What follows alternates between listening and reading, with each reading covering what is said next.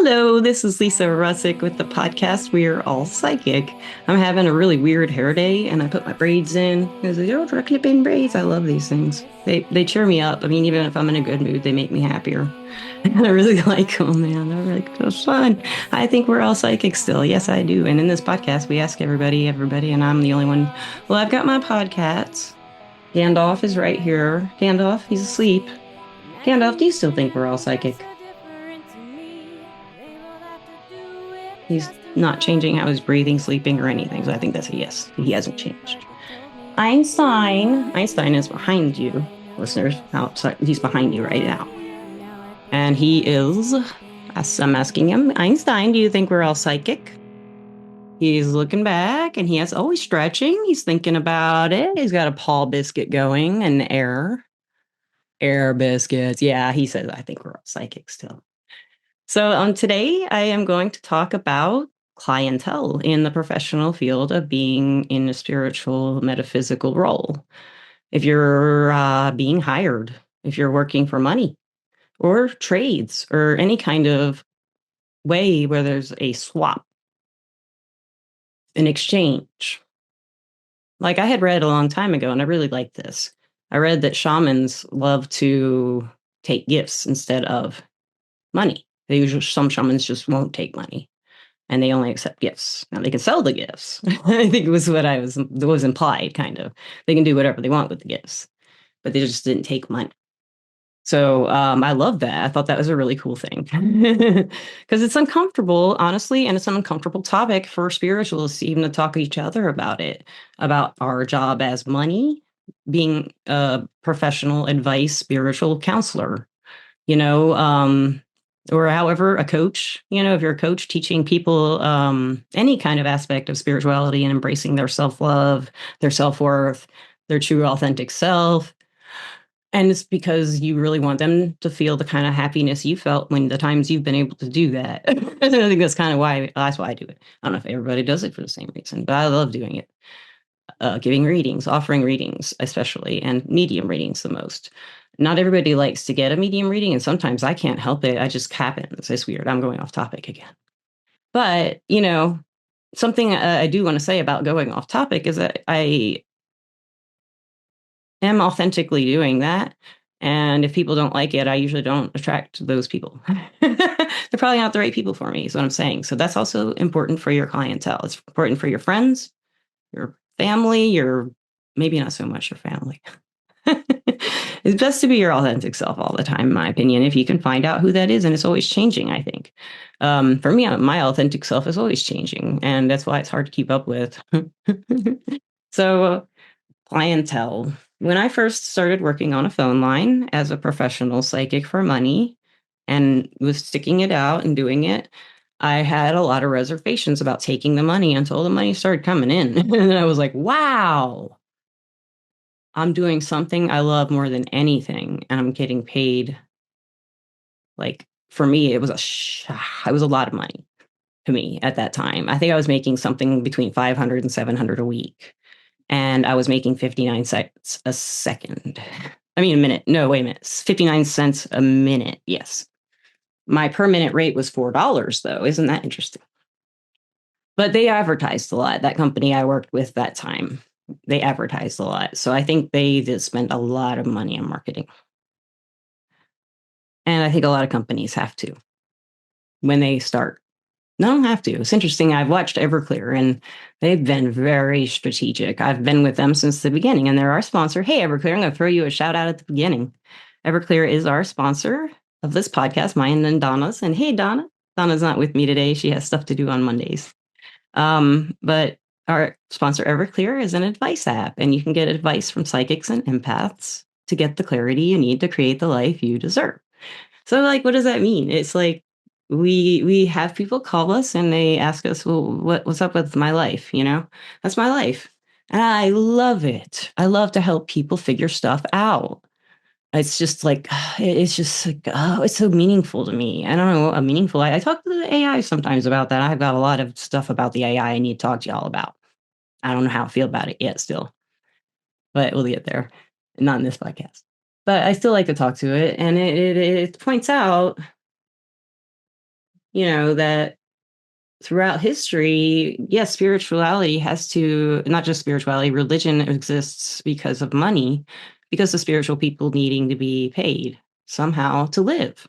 But not always. I think a lot of the shamans who have the tradition of taking gifts, I think they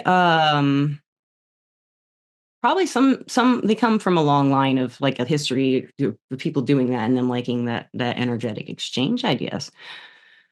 For me, I would like, I do accept gifts. I do. I definitely accept gifts. I've always accepted gifts. I do them for free. I do a lot of readings for free. I love doing free readings. It's kind of a paying it back thing. And especially if something's really severely going on for somebody, I mean, I'm not going to charge them something. So this is where we go into how to build your clientele. First of all, you need to know what you want. When I was told when I first worked at this phone line, the most important thing is to build a clientele, I was like, what do you mean? Because I was thinking, man, the clients I've worked with, they only contact me like once every 8 months or something at that point. And if that, I didn't have too many clients that was regular. I didn't really understand what a clientele in the spiritual field even meant, right? So that's why I want to start. What it means to me now is much different. Back then, it was like, I hope that person calls back because I liked talking to them. Now it's different. I try to manifest and I ask my guides to bring to me clients I can actually help. This works for me better than anything. As long as I'm in the right headspace, spiritual space, energetic space, emotions, everything's got to be aligned. And I've got to really feel that. And I've got to say, Sam, Morgana, those are my two main spirit guides. I do. I say to them, man, guys, I'm ready. Can you bring me a client or two that I can really help and that they can help me learn and we can work together and this kind of relationship can build? That's my ideal client. And I'll tell you why. My first phone line didn't go too well because I didn't know how to build a clientele because I didn't understand what it was. You're building relationships in this field when you do this. You're not dominating anyone. You're not over anyone. You're not telling anyone what to do ever, in my opinion. That's my idea of my clientele. I want relationships with them. And I want a close relationship where they feel everything is very private and they can trust me. That's very important to me that my clients feel like they can trust me. So it took years to build these ideals into a functioning structure to get these clients. You know what I mean? What clients you're saying? Where do you get them? Where'd they come from? Well, one is my platform, Everclear. That's where I get almost every client. I only work for Everclear. And I also work for myself. No, guys. Hey, babies. Oh, my goodness. The cats are getting excited. They want to interrupt the podcat. Podcats. Podcats. We're doing a podcast. No fights, no bites, no fights, no bites. Okay. So, that's like, I do events too. I love to do events. I love live events. That's freaking fun. Oh, I love them. It's when I physically can do them. They're just like a favorite thing to do other than mediumship. I like a group mediumship thing too at like someone's house or something for a family. It's really cool. I've done that before. That's really cool. I love doing that. So, and if anyone's in Nashville and they want that, yeah, my tongue's orange today. Yeah, I ate something weird. Turn my tongue. Oh, and this is a video on Spotify and YouTube. So I didn't last long on that phone line. I think it was there for about a year and a half, and I burned out. And then I was a ghostwriter, and I was a editor and a ghostwriter, and I did a bunch of other things while I was also building a clientele locally in Decatur for years. And then by that, what I did was I made a website, and I posted in a few places. Online. I had a Facebook page that brought most of my people. Was a Facebook page, and sometimes I would run an ad, and almost every time I ran an ad, I'd throw $5 at it and I'd target the audience. If you don't know about advertising like that on Instagram or Facebook, I highly recommend doing it and learning. Don't put more than $3 into it and you'll be wowed. There's targeted art advertising. So when you make your ad, look at your audience and describe them, who you want, your client. What kind of clients do you want? Put right there, and where, especially where. If you want them locally, like if I want them in Nashville, I would name Nashville, Tennessee. I would name Madison. I would name Dixon. I would name Smyrna and Antioch. I mean, I would name a whole bunch of suburbs and areas and like neighborhoods of Nashville that I like people I've met there from. You know, I'd add them all probably. And if I knew of them, and those are ones I know. So a few I just popped up out of my head.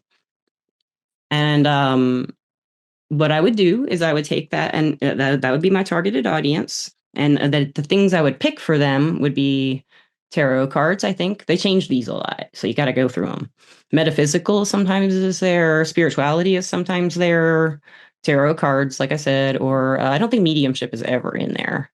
Palmistry, don't know if that's ever been in there. I do palms. I love doing palms. That was my first. Trying to think of what else. But you just go through their subjects and try to figure out if you like reading people who read. You don't know if they like to spirituality or anything, but you're going to put spirituality with book readers, fiction readers in particular, maybe something like that. And you think that would be some people you would work with well. You'd want them as clients, or you want military as clients. You pitch the military some way. Because I know from experience, a lot of military people love working with psychics, and a lot of business people like working with psychics for their work, especially really high pressure jobs. They come in and they just have these really, and they're so cool, man. These people are so cool. It's like, wow, they have such great energy. They're so powerful. And in that, not the power, they're like powerful in that they have this optimism that's infectious. And it's like they only come to me with worries. And it's like, wow, you are so beautiful. You're so beautiful. I think that about every client, though. I love to build the relationship. So, I got through, we talked about Facebook targeted advertising that you can do. And you have to know what you're doing too. Like, not how to do it, but what do you do that people can understand? Like I say, tarot cards, palmistry, mediumship. Most people know what those are, but they don't know how I do them. I might describe it some way in an ad. I might do a video. People can see me, or at least a picture of me. Now, I wouldn't have done this in 2019, and it was very hard for me to put my face on Facebook in 2013 with a psychic name next to it. Lisa Rusczyk, Psychic Readings by Lisa, I had. And I just it was very hard to take that step in 2013. I think that's when I made that page. And I was making jewelry at the time too. I was doing a bunch of different things for money, and I loved all of them. I always like doing what I love. It's very important to me.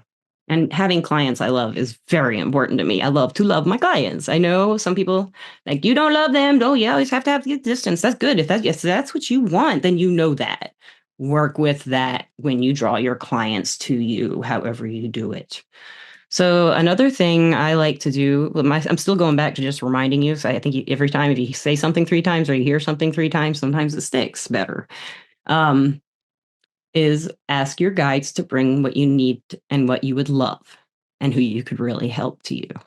Angels, guides, anybody, ask. Ask them to bring them to you when you're ready for it, and be feeling like you're ready for it, not just because you're desperate for it. Feel like you really want this because you give it and you get it back. Yep, those are the ones I want, that relationship, the give and take. And how does that come out in a psychic reading? Because where are the boundaries, right? So there are boundaries, and this is going to surprise a lot of you who are not in the field. But if you have longtime clients who go through something incredibly difficult and you did not predict it, they're not going away. They need you worse than ever. So don't you dare disappear on them. So that's just a little extra from it. Don't charge them, you know? So don't back off because you're scared of what they're going to say. They're not going to say anything. They need you more than ever then. That's the most desperate time of their life, and you can't drop out of their life right then. I'm a little passionate about that.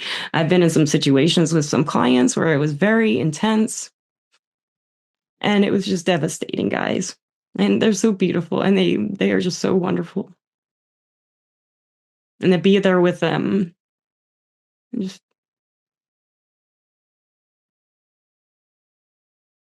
it's the worst thing to leave them if you think you did wrong by not telling him it was coming because you didn't tell, not because you didn't know. You didn't know.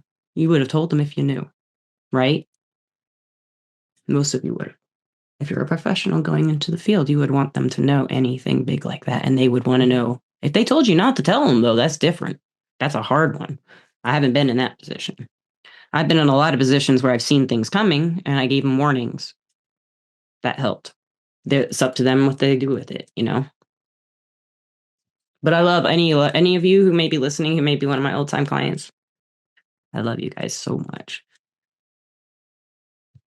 So how do you maintain a clientele? You do not ever leave them, no matter what. And if you do, you tell them exactly why. You say, you crossed my boundaries.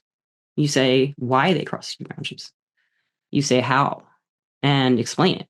Because they came to you for healing, man. They paid you for healing. Even if they were hard and argumentative. And someone, I mean, I told you, talked about this on the podcast before. I had a woman who screamed at me for an hour every time I talked with her, about 45 minutes. The first 15 minutes were calm. And then she launched into screaming at me for 45 minutes. And I used to do $50 for an hour in Alabama.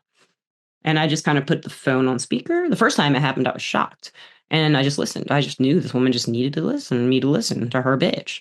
And she did. And she would call and just yell. And that's just how it worked, you know? And then it just, it was comfortable. I mean, I accepted it. I didn't feel like she was crossing a boundary because I didn't feel like she was angry at me. It wasn't me she was yelling at. She just needed to yell and be heard. That's what I felt like. I was holding space for her, yelling and to be heard. And I did listen to her. I just didn't take it personally. And that's hard to do, to take. That's the good boundary to make. Don't take things personally with your client. If they don't take your advice, it's not because of you. It's not your fault. You didn't do anything wrong. They shouldn't have done it. You know, something like that. They do whatever they want. You're their healer. You're there when they feel bad and when they need help. That's all you're there for. That's what I want to do as my clientele. So that's the type of people I draw to me, is that they trust me. They know I'm not going away. I try to demonstrate that, and I will always write them back no matter what is going on. I will explain anything they need to know, and I will be honest. And sometimes you have to be a little careful with your words if you have to be honest with a boundary or something. And sometimes you just have to say it plainly with your clientele. But a clientele, the main thing I want you to know is it takes a long time to build a good clientele. So start now. Start right now if you're wanting to do it. Don't take time. Just put out an ad and just see what happens. $3 on Instagram, $3 on Facebook, something like that. Targeted advertising. Find it. Talk to your AI. Talk to Facebook's AI if you don't know how to do it. But look for the audience and look for the locations and put it wherever you want it, exactly where you want the clients to be. Now, if you're working on a platform or you're going for a platform job like I have on Everclear, what I want you to expect is that you're going to usually have to interview. And what that means is give free sample readings, right? 2. And you will give them to random people that you don't know anything about. And they will usually ask whatever the heck they want about their lives. I think they get paid to do this for a living. And most of them ask when they're getting a job. I'll give you that little tip right there. I don't think they make much. That's a common question from because I've gone through so many of these tests, you know? So that does happen. I had a friend who wanted to apply for Everclear and she thought it was an actual interview. So she just talked about herself and they were like, well, we wanted a reading.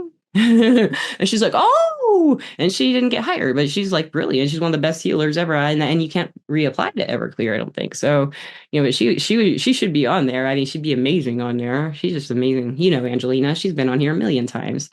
Moon Session Angelina. I love Angelina. She's been really ill. She's had a lot of illness problems. I'm really worried about her. You know, and in the field, if you can build friendships in the field, that helps because we need each other. We need each other. And that's one of the reasons I was so happy when Everclear not only became the sponsor, but the main thing they did that just made me just, they said we could interview the advisors and we could put a post in the forum inviting them. So that has been the biggest thing in my life, I think, that changed my life because I met so many of my coworkers in this field. We weren't allowed to. Listeners and watchers, we weren't allowed to know each other. If we were caught talking, because we did get to know each other, some of us, of course we did. We found ways. We called each other.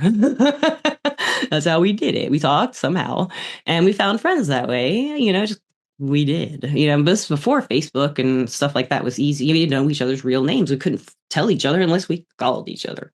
Like I'd have someone call me and say, "Hey, this is so and so. Here's my email. Bye." You know. So that happened, you know, it's fun. And they, you know, who knows? They probably did know they're psychic, but most owners, there's a psychic at the top somewhere.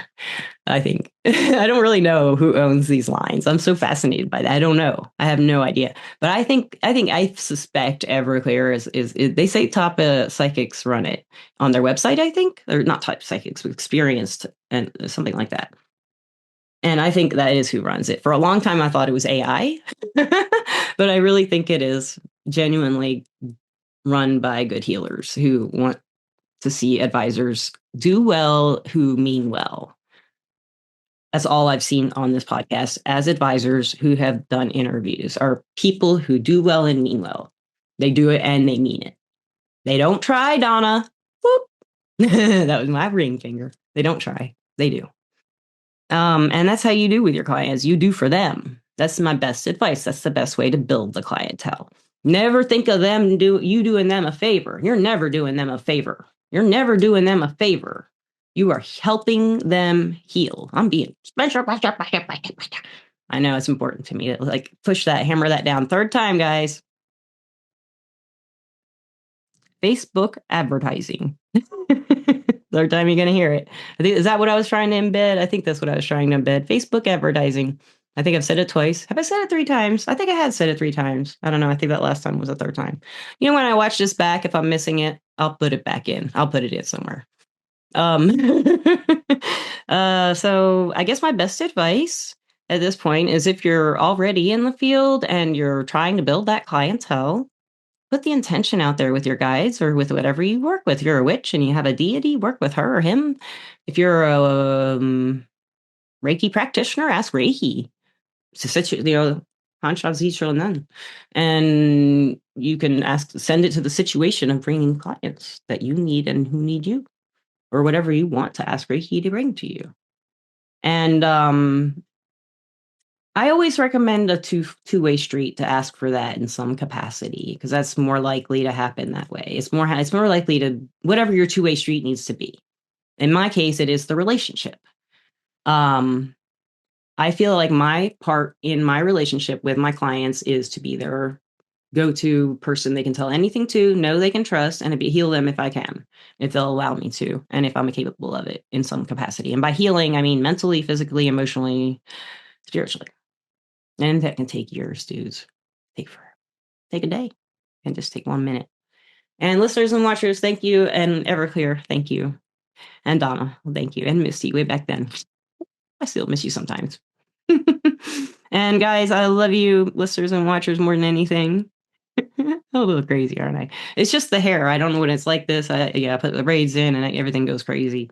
I thought tonight was ladies spin night, and I go to my friend's ladies spin night, where I haven't been since February, the first night, because I've been so sick all summer, spring. I mean, and now I'm better right now, but it's tomorrow night, so I was really stoked to go to that. But darn it, I got all dressed and I was all ready, and I was like, I gotta wash my hair. And I was like, oh wait a minute, so I haven't washed my hair. That might help my hair not be so crazy, but I'm kind of liking the crazy feel. I like the crazy feel right now because it's not a bad crazy. It's kind of a, hey, let's do something creative feel. Yeah, it is. It's a good feel. It's an electric feel. Maybe I'll sing. So listeners and watchers, I love you and have a great time wherever you may be. Call me. I'm Lisa Rusczyk on Everclear. And if you ever want to have a mediumship reading, just comment and send me your email through lisa@ruralpsychic.com, because I don't do mediumship on Everclear. And I used to have a website, but I can't afford it right now. It's a long story. Bye, guys. Peace out.